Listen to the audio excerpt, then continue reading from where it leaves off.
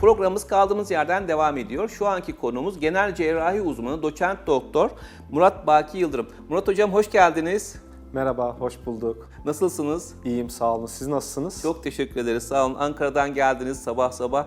Çok memnun olduk sizi burada ağırlamaktan. Çok sağ olun, ben de çok memnun oldum. Hocam siz özellikle fıtık konusunda çok böyle ciddi çalışmalar yapan, bu konuya yoğunlaşmış bir hekimsiniz. Bu nedenle fıtığı olan kişiler muhakkak bu programı izlesinler, kaçırmasınlar. Fıtık nedir diyerek hocam bir başlayalım. Çok sağ olun, teşekkürler. Sizin de dediğiniz gibi artık hani fıtık böyle benim için bir sevda oldu. Evet. Seviyorum fıtık cerrahisini. Şimdi fıtık dediğimiz zaman çok geniş bir alan aslında. Yani hem karın fıtığı olabiliyor, boyun fıtığı olabiliyor hastalar, hem de bel fıtığı olabiliyor. Bu da çok karışıyor. Biz genel cerrahlar olarak karın fıtığı ile ilgileniyoruz. Evet. Karın fıtığı dediğimiz zaman da kendi içerisinde ayrılıyor. Bunu da tanımlamak lazım. Bizim anatomik olarak karın dediğimiz bölge, üstte halk arasında bir iman tahtası denilen sternumdan başlayıp aşağıda kasık bölgesi de dahil olacak şekildeki alana karın bölgesi diyoruz. Bu bölgedeki fıtıklara da karın fıtıkları diyoruz. Şimdi fıtık aslına baktığınızda tıptaki birçok şey gibi Latinceden geliyor. Latince'de herni kelimesinden geliyor fıtık.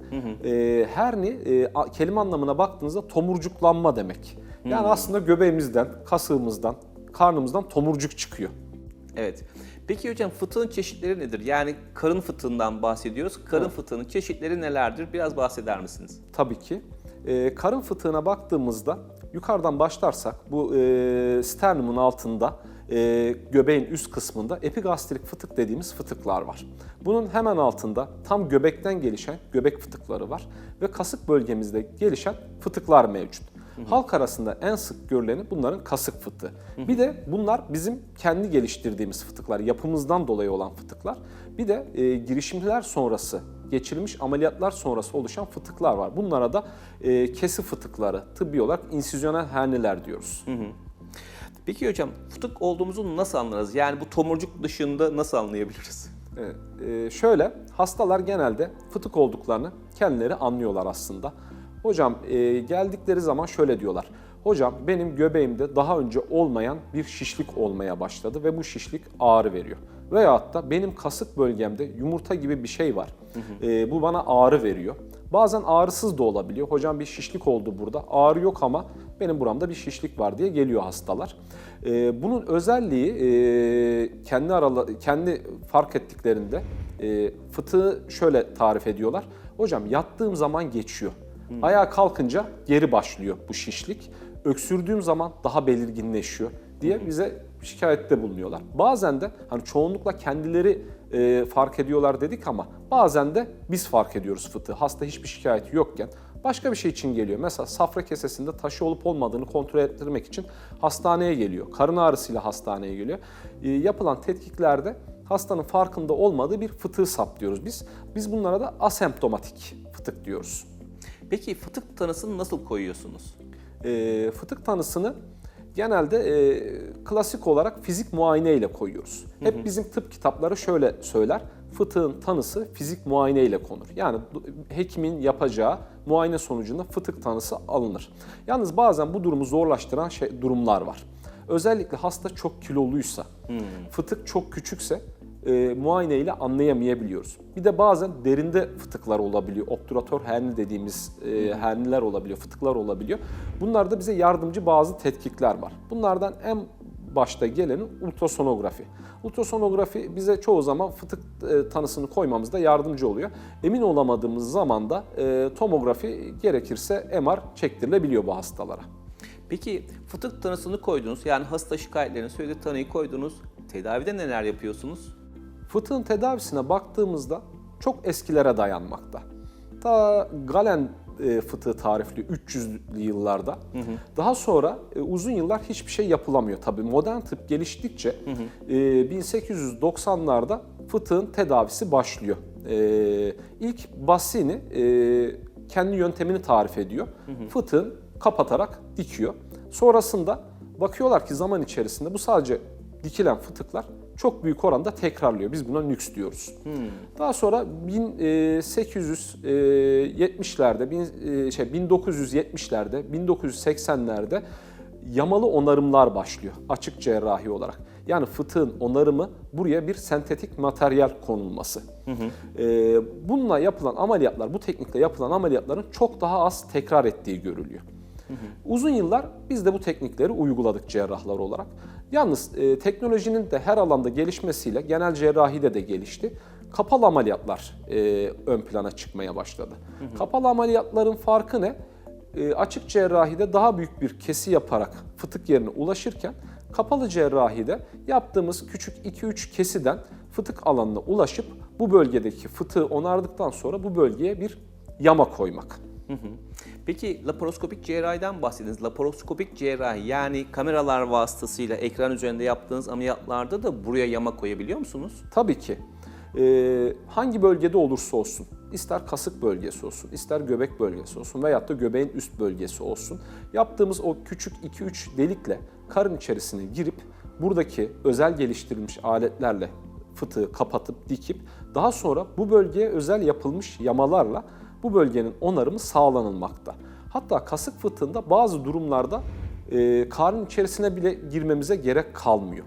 Bizim preperitoneal dediğimiz yani karın ön zarıyla karın kasları arasında ilerleyip orada bir kendimize küçük boşluk oluşturuyoruz. Böyle milim milim ilerleyerek o bölgeye bu yamayı uyguluyoruz. Böylelikle hasta çok daha konforlu bir ameliyat geçirmiş oluyor. Peki bu yamayı kullandığınızda burada karın bölgesinde yapışıklıklar, bir takım problemlerle karşılaşmıyor musunuz? Yani çünkü açıkta muhtemelen üstten koyuyorsunuz. Aynen ama öyle.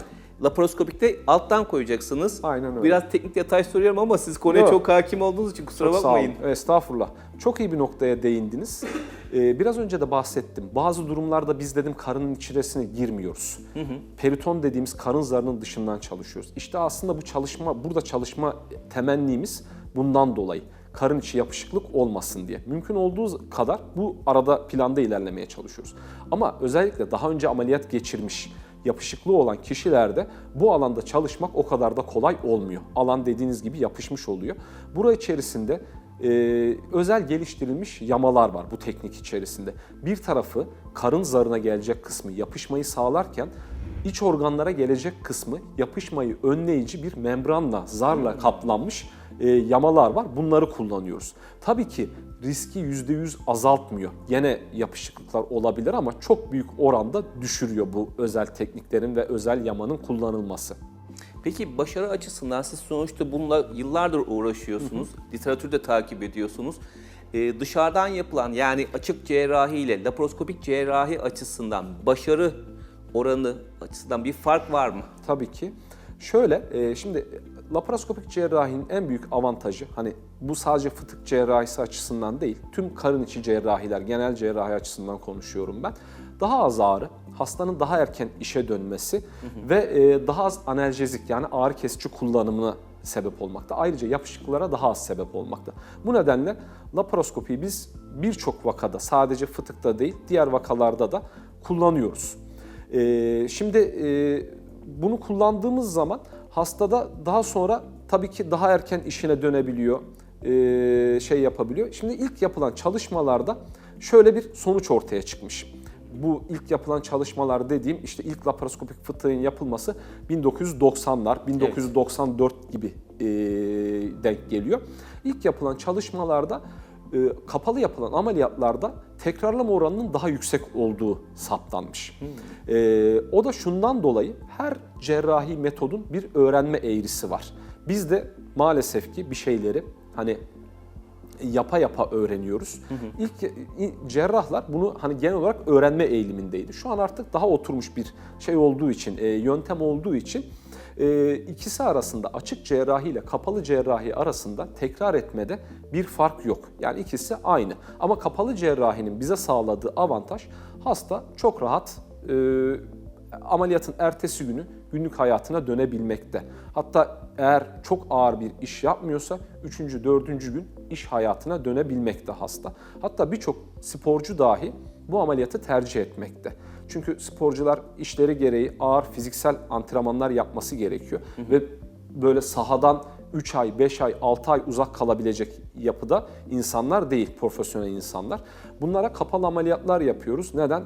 Kapalı ameliyat yaptığımız zaman hastaların ağrısı daha az olduğu için ve daha kuvvetli bir onarım sağlayabildiğimiz için hastalar 1 ay sonra normal böyle takım çalışmalarına falan dönebilmekteler. Hocam çok teşekkür ederim. Fıtığın tek tedavisi cerrahidir. Cerrahiyle ancak kesin tedavi şansı olur.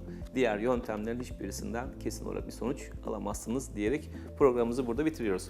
Çok teşekkür ediyorum, sağ olun. Bugünkü program konumuz genel cerrahi uzmanı doçent doktor Murat Baki Yıldırım idi. Kendisine tekrar teşekkür ediyoruz. Programımız kaldığımız yerden tüm hızıyla devam ediyor.